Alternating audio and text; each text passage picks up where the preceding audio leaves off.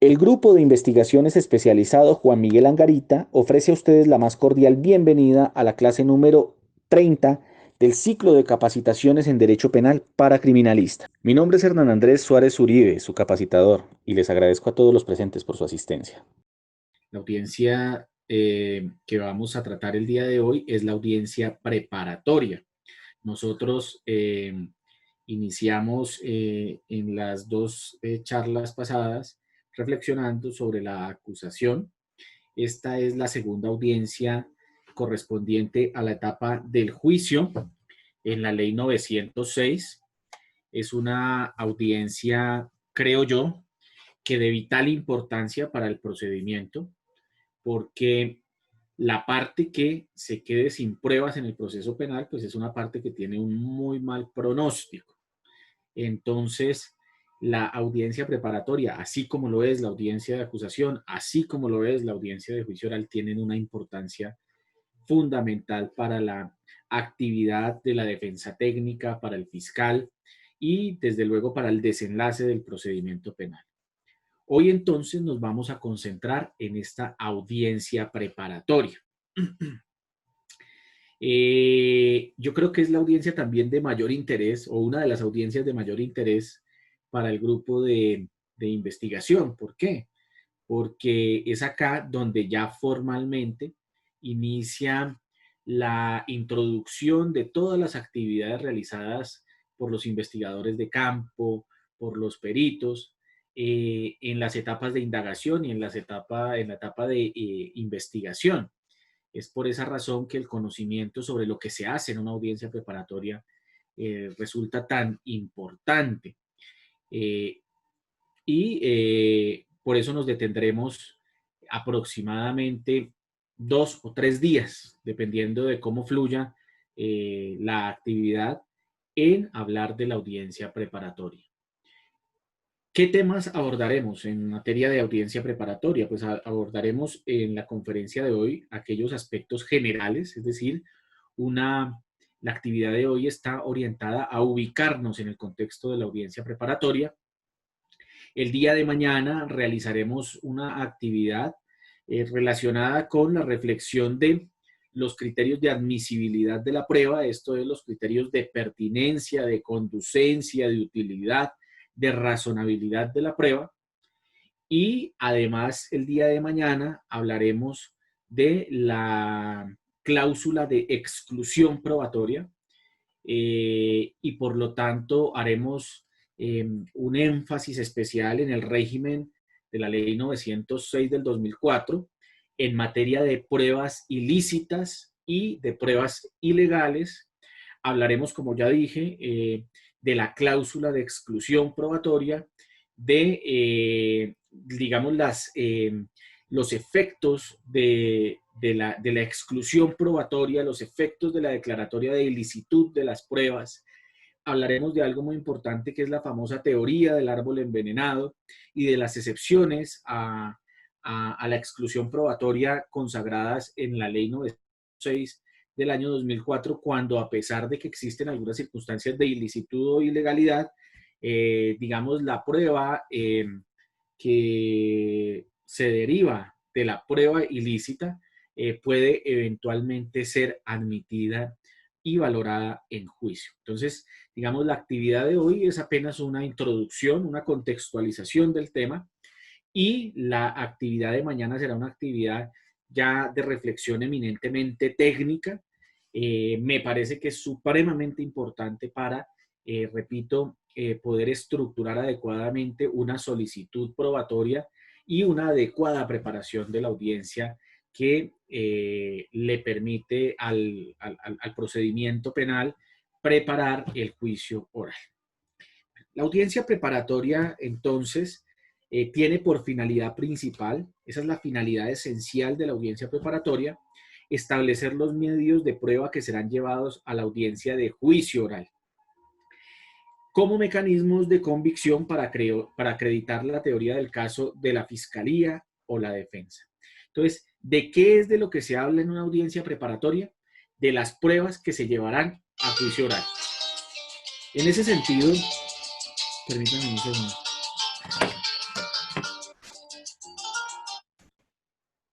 En ese sentido, excúsenme en que se me olvidó apagar el teléfono. En ese sentido, eh, bueno, permítanme un segundo, apago, apago todo porque puedo generar una nueva interrupción y, y nos distraemos. Bien, en ese sentido, entonces, de lo que se habla en la audiencia preparatoria es de las solicitudes probatorias y del decreto de pruebas que se llevarán a juicio. ¿Cuál es el requisito de validez o cuáles son las partes que indefectiblemente tienen que estar en la audiencia preparatoria? Pues el juez, el fiscal y la defensa. Eh, la comparecencia del acusado es facultativa, la comparecencia de la víctima es facultativa, de su representante es facultativa y del Ministerio Público es eminentemente facultativa. Pasemos a la siguiente diapositiva, por favor. Bueno, como en la audiencia preparatoria de aquello que hablamos es de las pruebas que se van a llevar a juicio, es importante que nosotros en nuestra capacitación entendamos cuál es el camino que sigue la prueba en el procedimiento penal. ¿Qué se requiere para que una prueba llegue a la etapa de valoración dentro del procedimiento penal? Para ello, digamos, se me ocurre a mí presentar una estructura piramidal a partir de la cual explicamos cómo o por dónde pasa la prueba desde el momento en que la misma nace, desde el momento en que la misma se convierte en un elemento perceptible hasta el momento de su valoración. Desde luego, el camino de la prueba parte de la existencia del medio de prueba. Pues una prueba inexistente no puede llegar a la respectiva valoración. Entonces, cuando existe el medio de prueba, bien sea el testimonio, bien sea el documento, bien sea la prueba pericial, bien sea el elemento material probatorio, la evidencia física, la información, pues para que ese medio de prueba pueda llegar a una valoración se requieren muchas cosas. Se requiere seguir, en primer lugar, un debido proceso de identificación, de recolección y de cadena de custodia de los elementos materiales probatorios y de la evidencia física. Recuerden que cuando nosotros estábamos hablando de la etapa de indagación preliminar y de la etapa de investigación, técnicamente nosotros dijimos que dentro de las actividades de policía judicial no solamente encontrábamos la tarea de recolectar las pruebas, sino de además recolectarlas conforme a las reglas de recolección de la prueba. Esto implica que el Código de Procedimiento Penal tiene unas reglas especiales para la ubicación de la prueba, para la fijación, para el embalaje, para el sometimiento a cadena de custodia, de los elementos materiales probatorios y de la evidencia física, para la entrega, luego del sometimiento de a esa cadena de custodia, para la entrega a las partes que van a utilizar la evidencia física o los elementos materiales probatorios en juicio y para su respectiva incorporación a juicio. Ese proceso de ubicación, fijación, embalaje, sometimiento a cadena de custodia de la prueba, pues es un procedimiento reglado que impacta ¿en qué? Impacta en la posibilidad de que la prueba pueda ser llevada legalmente a juicio, por cuanto a ese procedimiento se le llama debido proceso probatorio. Ese debido proceso probatorio impacta en la legalidad de la prueba y posteriormente puede impactar en la admisión de la prueba o en la exclusión de la prueba en audiencia preparatoria. De tal forma que para poder llevar una prueba a juicio no solamente se requiere que las partes desarrollen la actividad concreta relacionada con la prueba, sino que el proceso de recolección de la prueba haya respetado todos los criterios o todos los reglamentos específicos para la recolección de ese elemento material probatorio o de esa evidencia física. Para lo cual, entonces, la Fiscalía General de la Nación cuenta con un conjunto de reglamentos, de manuales, de protocolos, de procedimientos estrictamente relacionados con la recolección de la prueba. ¿Y qué buscan estos manuales, protocolos, procedimientos de recolección de la prueba? Pues garantizar la originalidad de la prueba, garantizar la inalteración o inalterabilidad de la prueba, garantizar la autenticidad de la prueba. Estos son conceptos que desarrollaremos cuando estemos hablando de la fase de juicio oral, garantizar una trazabilidad adecuada del elemento material probatorio o de la evidencia física y, desde luego, garantizar la licitud y la legalidad en el proceso de recolección. A manera de ejemplo, pensemos en un asunto, por ejemplo, de violencia sexual, donde la evidencia se encuentra en la corporalidad de la víctima. Pensemos en la evidencia genética del agresor dejada en la corporalidad de la víctima de violencia sexual. Por ejemplo, fluidos corporales, saliva, semen, sangre, digamos, cualquier clase de evidencia que se pueda ubicar en la corporalidad de la víctima. Pues la simple existencia de la evidencia, la simple ubicación e identificación de la evidencia no es suficiente.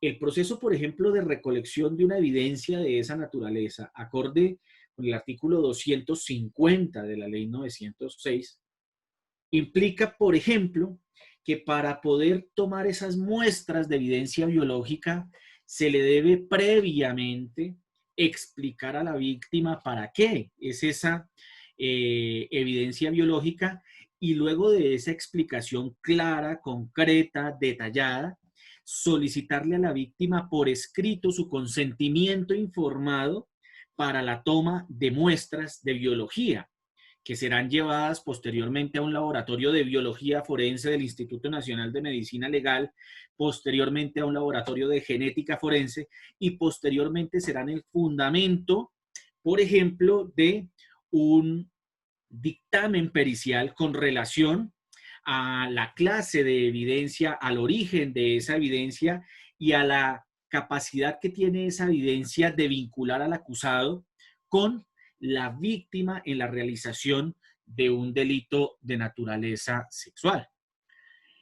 Sin ese consentimiento informado, que hace parte del debido proceso probatorio y que además implica el respeto por la autonomía de la víctima, a quien no se le puede tocar su cuerpo sin su consentimiento, pues eventualmente la prueba, por más que exista, puede devenir en ilegal o en una prueba ilícita. Y esa ilegalidad o ilicitud de la prueba conduce a la exclusión. Esto entonces implica que no basta con que la prueba exista. O sea, podemos encontrar la evidencia genética del victimario en la corporalidad de la víctima, pero si el proceso de recolección de evidencia, si el proceso de sometimiento a cadena de custodia de la evidencia, si el procedimiento de aducción de la prueba al procedimiento penal no cumple con las reglas establecidas en la ley, en los manuales, en los protocolos previstos para esta actividad procesal, pues eventualmente la prueba, por más que exista, tiene que ser excluida y no está permitida su valoración en juicio. Luego de que sabemos que la prueba existe y que realizamos el debido proceso de recolección de la prueba, ¿qué se requiere para que una prueba pueda llegar a la valoración? Se requiere el descubrimiento probatorio. El descubrimiento probatorio es ese procedimiento que desarrollan las partes, tanto la fiscalía como la defensa, que consiste en revelar cuáles son los medios de prueba que llevarán a juicio para efectos de acreditar la teoría del caso. Ese descubrimiento probatorio también es uno de los actos más importantes de la trazabilidad de la prueba dentro del procedimiento penal. La falta de descubrimiento probatorio conduce a una consecuencia nefasta, tanto para la fiscalía como para la defensa, que es el rechazo de la prueba. Una prueba que no ha sido descubierta es una prueba que debe ser rechazada en audiencia preparatoria. De hecho, su aducción en juicio también puede ser rechazada, como lo veremos más adelante en la audiencia de juicio oral. Pero para hacerles un pequeño adelanto, pensemos que una de las pruebas decretadas en audiencia preparatoria es un informe de policía judicial. Y pensemos que ese informe de policía judicial fue decretado y para haber sido decretado fue descubierto. Pero pensemos que a juicio se llevó no solamente el informe de policía judicial, sino además se tratan de introducir con ese informe los anexos del informe de policía judicial que no fueron descubiertos en la audiencia de acusación por parte de la fiscalía o en la audiencia preparatoria por parte de la defensa. Pues eso implica que en el caso concreto, la admisión de la prueba dentro del juicio, ya no dentro de la audiencia preparatoria, versará exclusivamente sobre el informe de base pericial, perdón, sobre el informe de policía judicial, pero no cobijará los anexos que no fueron descubiertos y no fueron solicitados y no fueron decretados en la audiencia preparatoria. Esa es una mañita muy fea que tienen en algunos casos las partes dentro del proceso penal. Descubren un informe de policía judicial, descubren un informe de investigador de campo, llevan el informe a la audiencia preparatoria, obtienen el decreto de esa prueba y a la audiencia de juicio pretenden llevar no solamente el informe, sino los anexos del informe que no descubrieron en la etapa procesal pertinente. Eso debe ser sancionado disciplinariamente, porque eso es además un acto de falta de lealtad procesal, pues tratar de introducir una prueba que no fue o unos elementos materiales bajo la fachada de anexos que no fueron descubiertos, que no fueron decretados y tratar de obtener una valoración sobre tales elementos. Entonces, el descubrimiento probatorio es un asunto bastante relevante del cual depende la admisión de la prueba por cuanto la falta de descubrimiento probatorio conduce en audiencia preparatoria al rechazo de la prueba.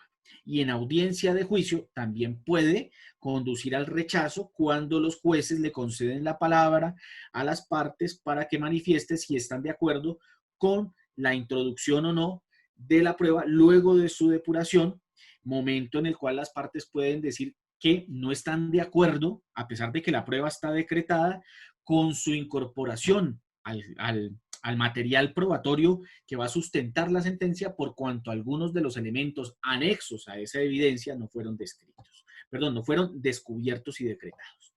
Bien, también se requiere la enunciación de la prueba. La enunciación de la prueba es un acto o es una manifestación que realizan las partes en la audiencia preparatoria, donde indican que de todas esas pruebas que han descubierto, utilizarán o solicitarán solamente estas. Pensemos, en el descubrimiento probatorio se realiza el descubrimiento de la prueba A, B, C, D y E. Se hace eso en el descubrimiento probatorio. En la enunciación probatoria se le dice al juez, señor juez, acorde con la teoría del caso, yo considero que solamente voy a utilizar la prueba A y la prueba B. La enunciación probatoria, entonces, es el acto por el cual las partes le dicen al juez cuáles son las pruebas del descubrimiento probatorio, o sea, de todo ese caudal descubierto, cuáles son específicamente aquellas que va a solicitar y aquellas que va a practicar en juicio. La falta de enunciación de una prueba impide la solicitud de la misma, por más que la prueba haya sido descubierta.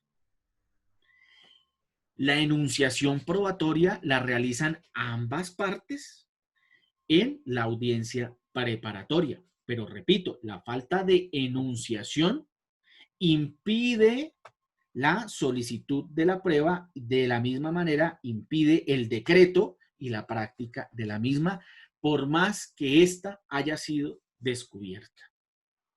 De tal manera que el proceso de enunciación tiene que ser una actividad preparada.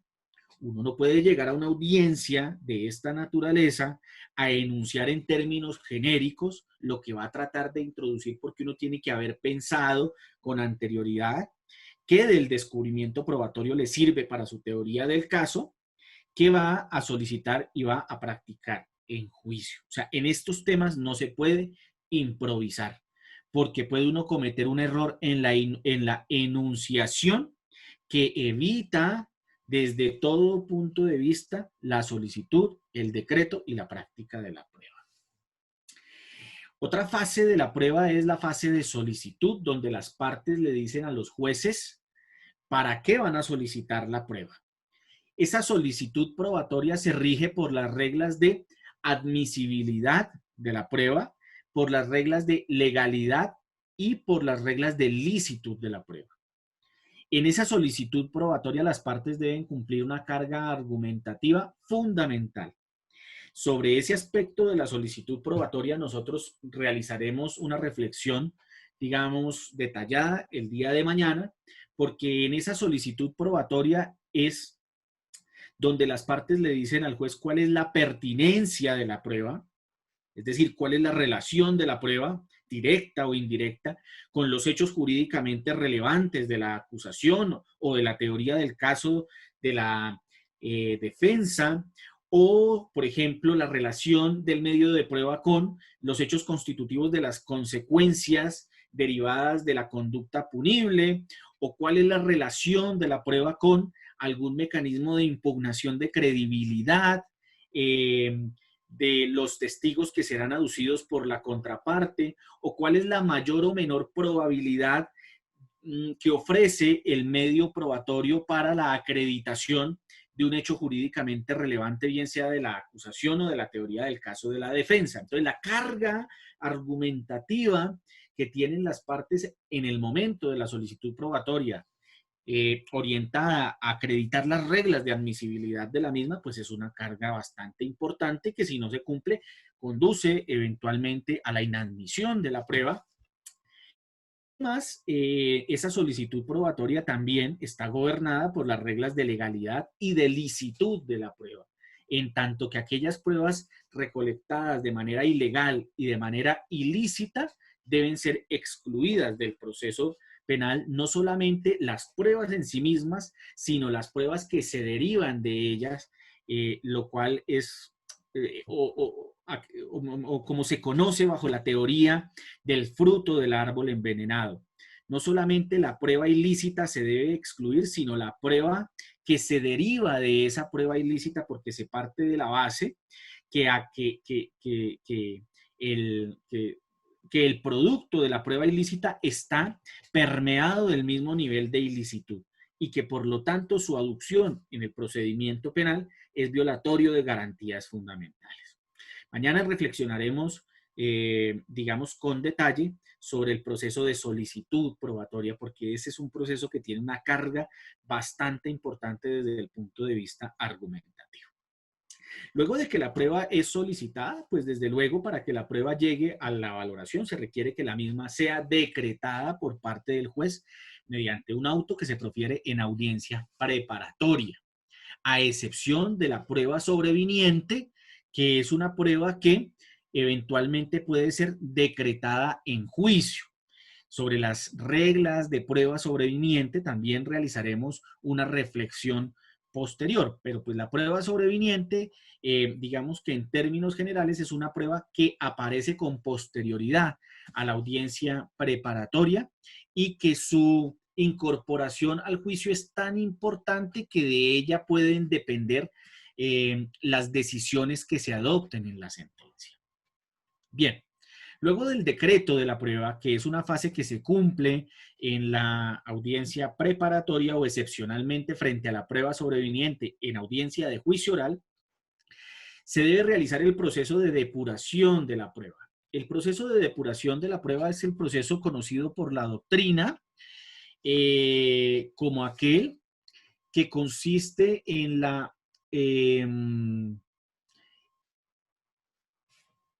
introducción del medio probatorio al juicio a través de las reglas de interrogatorio, contrainterrogatorio, redirecto y contrarredirecto.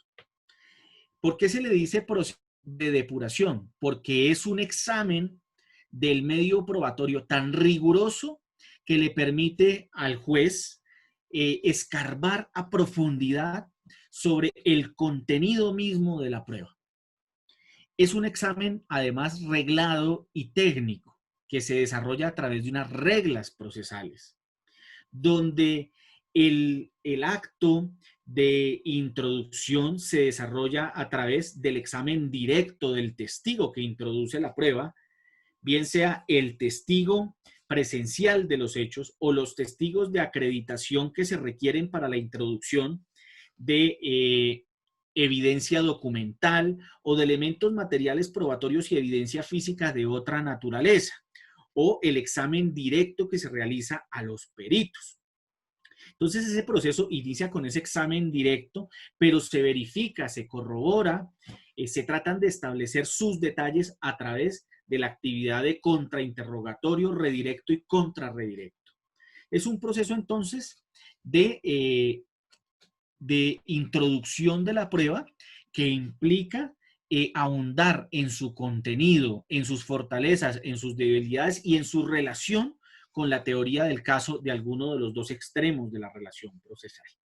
No puede haber una prueba valorada que no haya sido previamente depurada a través de las reglas de interrogatorio y contrainterrogatorio previstas en la Ley 906. Y finalmente, el camino de la prueba termina ¿en dónde? En la valoración de la misma. Valoración que se realiza tanto en la sentencia de primera como en la sentencia de segunda instancia, así como también se realiza en las sentencias de casación o en la sentencia de revisión.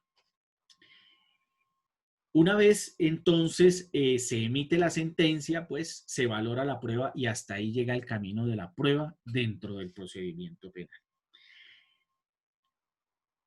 Cada uno de los pasos, digamos, más elevados de esta pirámide depende de la adecuada realización del paso anterior. Es decir, no se puede realizar la valoración sin depuración, no se puede realizar la depuración sin decreto, no se puede realizar el decreto sin solicitud, no se puede realizar la solicitud sin enunciación y sin descubrimiento de la prueba.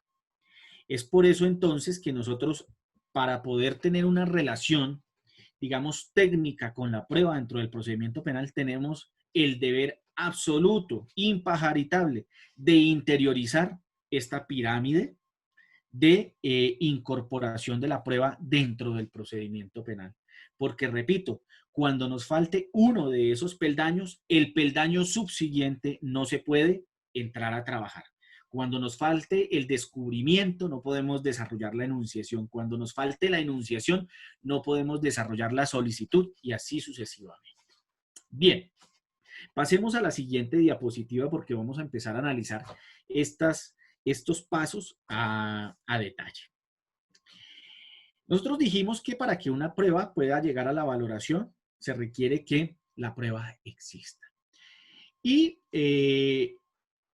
la Ley 906 nos dice cuáles son los medios de prueba. La Ley 906 nos dice que los medios de prueba son los testimonios, los documentos, las inspecciones judiciales, las pruebas periciales, los elementos materiales probatorios, la evidencia física o cualquier medio técnico o científico que no sea contrario a la ley que pueda ser llevado a un juicio para la acreditación de un hecho concreto, de un hecho jurídicamente relevante para la acusación o para la defensa. Entonces, los medios de prueba son aquellos objetos, aquellas cosas, aquellas acciones o manifestaciones perceptibles que permiten a la vez hacer perceptible una realidad concreta. Es esa manifestación del testigo que permite hacer perceptible el hecho delictivo. Es esa manifestación del documento que permite hacer perceptible el hecho delictivo o su inexistencia, por ejemplo. Entonces, el medio de prueba es una realidad que permite hacer perceptible otra realidad. Eso es un medio de prueba. ¿Esto qué quiere decir? Que el medio de prueba existe con independencia de la existencia de determinada realidad. Una cosa es una realidad concreta y otra cosa es el medio de prueba. Hay realidades concretas que no se pueden probar.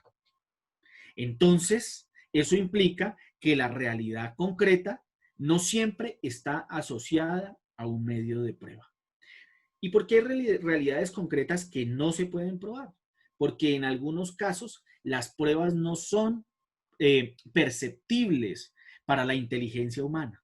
En algunos casos las pruebas no son perceptibles para la inteligencia humana. Sin embargo, a pesar de que hay circunstancias que la inteligencia humana no logra percibir, no significa que esas circunstancias existan. Entonces, los medios de prueba son instrumentos o herramientas que hacen parte del mundo fenomenológico que permiten acreditar la existencia de una realidad concreta. En el contexto del procedimiento penal, esa realidad concreta es el fenómeno delictivo o la inexistencia del fenómeno delictivo. Bien.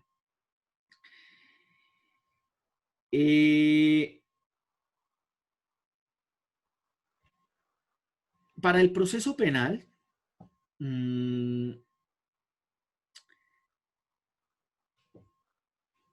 las pruebas son mecanismos que permiten la acreditación a posteriori de una realidad concreta. Las pruebas nunca serán mecanismos de acreditación de una realidad a priori, sino de una realidad a posteriori. Las pruebas nunca serán un mecanismo de acreditación de una realidad que será producida a futuro. Siempre serán un mecanismo de acreditación de una realidad que se produjo con anterioridad. Esto implica que los medios de prueba no son mecanismos que se construyen. Existen algunos escenarios donde la gente indica es que vamos a construir la prueba. No. Lo que ocurre es que el fenómeno concreto, o sea, el fenómeno delictivo, nace cuando el sujeto activo de la conducta despliega la conducta, enmarcada dentro del verbo rector del tipo penal. Pero hay muchos casos que esa conducta, que ese despliegue de la conducta trae consigo el nacimiento de la prueba. Las pruebas no se construyen, las pruebas son inmanentes, las pruebas nacen con el fenómeno delictivo, nacen con el hecho, nacen con la conducta, no se construyen. Una prueba que se construye es una prueba que eventualmente admite mucha discusión desde la perspectiva epistemológica, porque en muchos casos no va a tener relación directa con el fenómeno que se investiga. Desde luego, no es, ustedes estarán preguntando, ¿y qué pasa entonces con la prueba pericial? ¿Será que la prueba pericial se construye? No, la prueba pericial técnicamente no se construye. La prueba pericial es una prueba técnico-científica que consiste en obtener de parte de un profesional especializado, experto en una área del conocimiento o de la ciencia, un concepto puntual. ¿A partir de qué? A partir de elementos materiales probatorios de evidencia física relacionada de manera directa e inmanente con el fenómeno que se investiga. Lo contrario sería entrar a afirmar que la prueba pericial es una prueba especulativa, que parte de la construcción teórica de un profesional que realiza o que emite un concepto con relación a un fenómeno puntual sin conocer a fondo y de manera específica ese fenómeno puntual que se investiga específicamente en ese procedimiento penal. Entonces, por eso decimos que la prueba no se construye, que la prueba nace o es la consecuencia directa, la consecuencia ontológica del fenómeno delictivo, del hecho puntual que se está investigando. El occiso, que es una prueba, o sea, el muerto que se constituye, además de víctima en el delito de homicidio, en prueba del homicidio, pues es una consecuencia directa de la conducta humana. El investigador de campo no construye el occiso. El investigador de policía judicial no construye el occiso, no se lo inventa.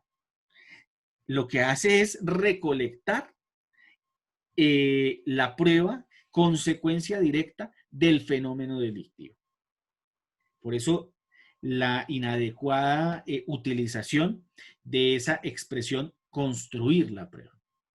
Otra cosa es construir un informe de policía judicial o un informe de base pericial. Eso es muy diferente. Los informes no son la prueba en sí misma.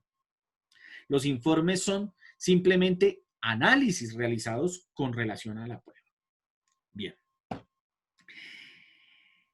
En el proceso penal, entonces, impera el principio de libertad probatoria. Las partes pueden acreditar los hechos, la conducta punible, las consecuencias de la conducta punible, los elementos estructurales de la misma, las causales eximentes de responsabilidad, a través de cualquier mecanismo probatorio. Ese principio de libertad probatoria es un principio que se opone al principio de tarifa legal. En materia probatoria hay dos, digamos, vertientes a través de las cuales uno orienta la acreditación de un hecho. Bien sea porque la acreditación de ese hecho es libre para quien pretende acreditarlo, caso en el cual puede utilizar cualquier mecanismo permitido por la ley para la acreditación de ese hecho, o bien sea porque ese hecho requiere una prueba específica establecida por la ley, caso en el cual estamos en el contexto de la tarifa legal. Ese contexto de la tarifa legal no existe para el procedimiento penal. ¿Pero en qué consiste?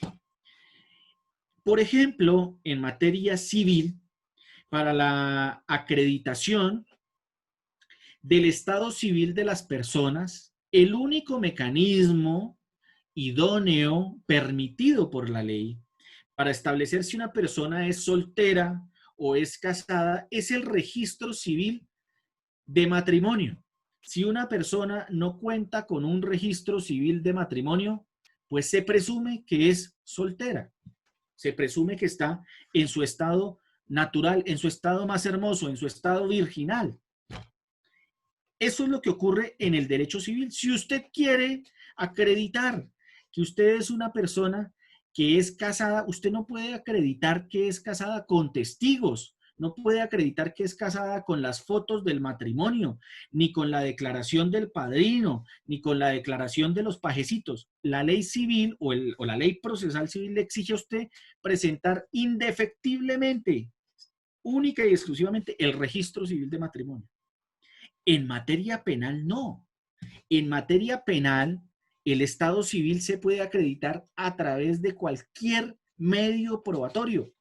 Si usted quiere intentar en un proceso penal probar que una persona es casada con otra y cree que puede hacerlo a través de un testigo, bueno, salvo las excepciones relacionadas con la conducencia de la prueba, pero si usted cree que puede hacerlo a través del testimonio de los pajecitos, de los padrinos, no sé, del ministro que ofició la ceremonia, pues hágalo, intente hacerlo. Ya el juez realizará la valoración correspondiente con relación a la conducencia de esa prueba. Ese principio de libertad probatoria nos dice que las partes pueden probar los hechos como quieran. Y la ley 906 nos dice, o a través de los testimonios, a través de los documentos, de las inspecciones a los lugares de los hechos, las inspecciones judiciales, a través de las pruebas periciales, de elementos materiales probatorios, evidencia física o de cualquier mecanismo técnico o científico que no se oponga con la ley. Principio de libertad probatoria. ¿Esto qué quiere decir? Que los hechos en materia penal pueden ser acreditados a través de cualquier medio sin que la ley exija un mecanismo específico para su acreditación, como ocurre en el contexto de la tarifa legal que se utiliza para otros regímenes del derecho, para el derecho civil, para el derecho laboral, para el derecho administrativo, pero no para el penal. Bien, pasemos a la siguiente diapositiva.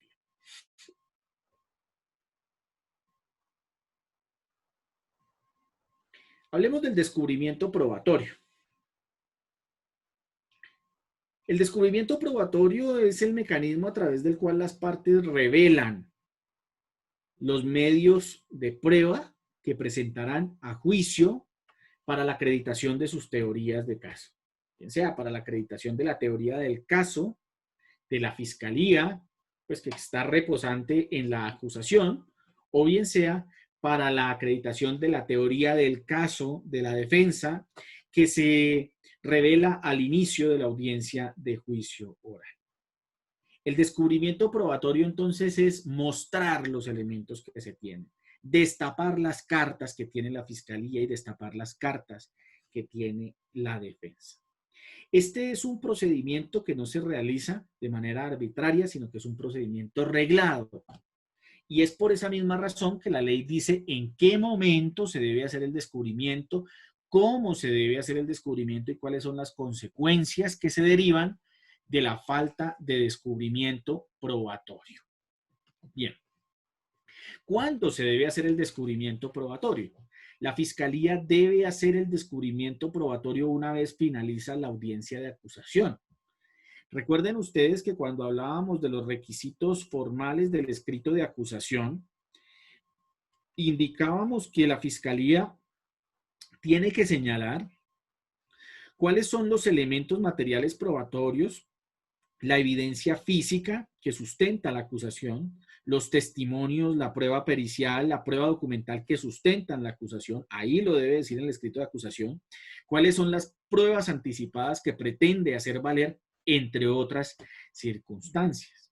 Bien, eso es una simple enunciación en el escrito de acusación, pero técnicamente el descubrimiento probatorio se realiza una vez concluye la audiencia de acusación para la fiscalía. O sea, la fiscalía tiene el deber de realizar ese descubrimiento cuando concluye la audiencia de acusación o dentro de los 3 días posteriores a la realización de la audiencia de acusación. Implica ese descubrimiento entonces entregarle a la defensa una copia de todos los elementos materiales probatorios que la fiscalía tiene en su poder para ser aducidos en juicio. La defensa, por su parte, realiza el descubrimiento probatorio en la audiencia preparatoria. Y esto es obvio. ¿Por qué la defensa no hace el descubrimiento probatorio en la audiencia de acusación? Pues porque la defensa, una vez recibe el descubrimiento probatorio de la fiscalía, tiene el derecho constitucional de presentar pruebas de descargo.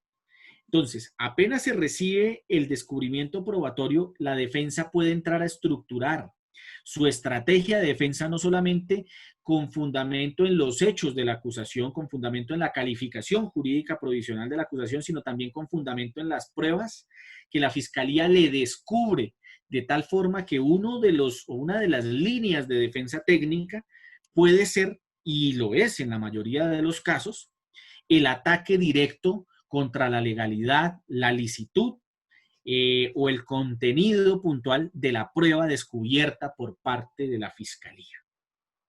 Es por eso que la fiscalía descubre en la audiencia de acusación o dentro de los 3 días posteriores y luego la defensa descubre en la audiencia preparatoria, permitiéndole a la defensa analizar los elementos materiales probatorios presentados por la Fiscalía General de la Nación, para efectos de su respectiva contradicción en términos de eficacia. Bien. A excepción del informe de base pericial, todas las pruebas tienen que ser descubiertas en esos términos que estamos mencionando ahí. Si la fiscalía no descubre en la audiencia de acusación o dentro de los 3 días posteriores, no podrá realizar descubrimiento de más pruebas, salvo que estemos en el contexto de una prueba sobreviniente. Si la defensa no descubre en la audiencia preparatoria, no podrá realizar el descubrimiento de más pruebas, salvo que estemos en el contexto de una prueba sobreviniente. Ese descubrimiento opera para todas las pruebas, incluida la prueba pericial. La prueba pericial debe ser descubierta antes de su solicitud. Pero la gente suele a veces confundir el descubrimiento de la prueba pericial con el descubrimiento o la entrega del informe de base pericial que se encuentra regulada en el artículo 415 de la ley 906. Eso es un error. Una cosa es la prueba pericial como tal, que tiene o que guarda identidad con la declaración en juicio oral del perito.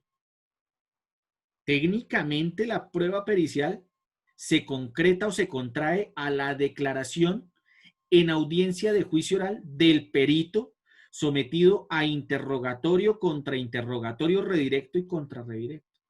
Esa es la prueba pericial. Muy diferente del informe de base pericial. El informe de base pericial es sencillamente un documento donde se incorporan los análisis, los procedimientos de análisis, la información teórica y científica utilizada y las conclusiones realizadas por el perito en el estudio de un fenómeno concreto. Ese informe de base pericial sirve como guía para las partes en la introducción de la prueba pericial a través de las reglas de interrogatorio y contrainterrogatorio. Pero ese informe de base pericial no es la prueba pericial. El informe de base pericial sin la declaración del perito no puede militar como prueba en una sentencia. Simplemente es una guía que tendrán las partes. De tal forma que en punto del descubrimiento probatorio, pues el descubrimiento probatorio de la prueba pericial se realiza en audiencia de acusación para la fiscalía y además se realiza en audiencia preparatoria para la defensa. La entrega del informe de base pericial se realizará dentro de los 5 días anteriores a la audiencia en que se practicará la prueba pericial, sin confundir el informe de base pericial con la prueba pericial. Bien. La víctima también puede realizar solicitudes probatorias, pero a través de la Fiscalía General de la Nación. Es a través de la Fiscalía General de la Nación que la víctima puede realizar solicitudes probatorias, porque este es un sistema procesal de partes, además donde se busca el equilibrio. Y pues no puede haber en un extremo de la relación procesal 2 o 3 partes y en el otro extremo tan solo el acusado. Es por eso que las víctimas en su actividad probatoria actúan a través de la Fiscalía General de la Nación, quien recibe de las víctimas los elementos materiales probatorios, la evidencia física o la información legalmente obtenida, el número de testigos, el número de peritos que la víctima quiere que se lleven al procedimiento penal, y la Fiscalía es quien descubre estos medios de prueba, quien solicita y quien practica estos medios de prueba, con la coordinación de la víctima, pero sin la intervención de la víctima en el proceso de depuración. Bien, el descubrimiento probatorio debe caracterizarse por ser un descubrimiento completo. La Fiscalía tiene el deber de revelarle a la defensa todas las pruebas que tenga en sus manos. Todas las pruebas que hayan sido el producto de la actividad investigativa. Por eso la norma dice que el descubrimiento probatorio tiene que ser completo. Cuando el descubrimiento probatorio no se produce a completitud, el juez de conocimiento tiene el deber de rechazar el descubrimiento de la Fiscalía. Pensemos en un escenario donde la fiscalía tiene la prueba A, B y C. La prueba A le conviene, la prueba B le conviene a la teoría del caso de la acusación y la prueba C no le conviene tanto. Entonces la fiscalía, de manera premeditada, se reserva para sí la prueba C. Eso implica el rechazo del descubrimiento probatorio en su totalidad, en su integridad. E implica que la defensa está habilitada o facultada para solicitarle al juez que obligue al fiscal a descubrir no solamente lo que le conviene a la teoría del caso de la acusación, sino lo que no le conviene a la teoría del caso de la acusación. Pero si el fiscal se mantiene en esa actitud de no descubrir a completitud el caudal probatorio con que cuenta, pues el juez tiene el deber de rechazar el descubrimiento probatorio, y el rechazo del descubrimiento probatorio conlleva a la imposibilidad de enunciación y solicitud probatorio y se termina el caso para la fiscalía. Sin embargo, el artículo 345 de la ley 906 del año 2004 establece unas excepciones al deber de descubrimiento probatorio para la fiscalía. Desde luego, la fiscalía no está obligada a descubrir elementos materiales probatorios que afecten otras investigaciones penales. La fiscalía no está obligada a descubrir elementos materiales probatorios, evidencia física o pruebas que afecten la seguridad del Estado. La defensa no está obligada a descubrir, pues pruebas que fortalezcan la teoría del caso de la fiscalía. La defensa no está obligada a descubrir sus apuntes personales, no está obligada a descubrir las conversaciones que ha sostenido con el imputado. No están las partes obligadas a descubrir aquellos hechos cuya acreditación dentro del procedimiento penal se refieran puntualmente a circunstancias que no admiten prueba dentro del procedimiento penal. Por ejemplo, en un procedimiento penal está prohibido aportar pruebas en un delito sexual con relación al comportamiento o a la conducta sexual de la víctima. Pues obviamente porque lo que se busca es evitar la revictimización. Entonces existen unas excepciones al descubrimiento probatorio, pero esas excepciones al descubrimiento probatorio que establece el artículo 345 son excepciones rigurosas, donde el fiscal tiene que indicarle al juez pues que determinados no los descubre, pero acreditar por qué esos elementos impactan en la seguridad del Estado e impactan en otras investigaciones. Eso no basta con que el fiscal diga, no, es que yo no descubro las interceptaciones telefónicas porque en esas interceptaciones aparecen conversaciones de los otros miembros de la organización que no hacen parte de este procedimiento penal. No, no, no. Eso los fiscales tienen que acreditar que descubrir efectivamente esas interceptaciones impacta negativamente en otro procedimiento penal porque, por ejemplo, estas otras personas podrán evadir la acción de la justicia o podrán poner en riesgo la integridad probatoria del juicio, entre otros argumentos que además deben ser bien sustentados. Porque la falta de completitud del descubrimiento probatorio conduce al rechazo del mismo.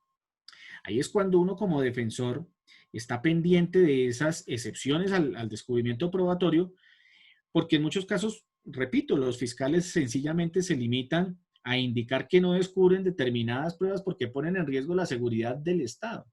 Pues uno no se puede comer a veces, digamos, esos cuentos enteros. Uno tiene que preguntar por qué se pone en riesgo la seguridad del Estado con descubrir determinado elemento material probatorio. ¿Cuál es el riesgo concreto? Porque pues si no se acredita ese riesgo concreto, el elemento se tiene que descubrir. Bien. Como lo decíamos, la falta de descubrimiento probatorio conduce al rechazo de la prueba. De tal manera que El rigor que se debe observar en el descubrimiento probatorio es un rigor absoluto porque lo que no se descubre hasta ahí llega. Tengan en cuenta que la defensa no está obligada a descubrir la completitud de las pruebas. Y eso por varias razones. Porque la defensa tiene un derecho inherente y es la garantía de no autoincriminación.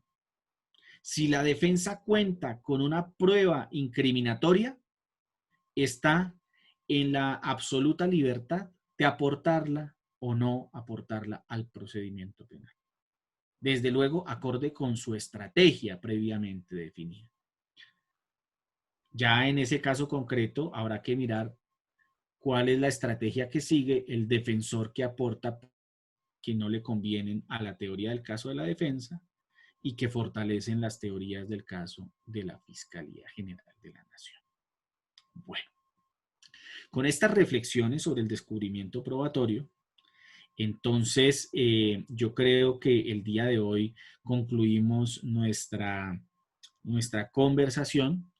Mañana hablaremos de la solicitud probatoria, hablaremos de las reglas de admisibilidad de la prueba, hablaremos de la cláusula de exclusión y trataremos de seguir desarrollando el tema de la preparatoria. Esto del día de hoy es una introducción a nuestra actividad del día de mañana, que ya tendrá un componente eminentemente técnico con relación a la argumentación que se debe desplegar para obtener el decreto de una prueba en audiencia preparatoria. Muchas gracias, queridos amigos. Les extiendo un abrazo fraterno. Muchas gracias a todos por el tiempo y la gran acogida que han tenido estas capacitaciones en nuestra plataforma Zoom. Los invitamos a presenciarlas en directo registrándose en el formulario de la descripción y estar atentos a sus correos y teléfonos para ser notificados de las sesiones en vivo. Los invito a suscribirse en nuestro canal de YouTube y seguirnos en nuestras redes sociales que estarán en la descripción de este video. Un abrazo virtual y nos vemos en una próxima oportunidad.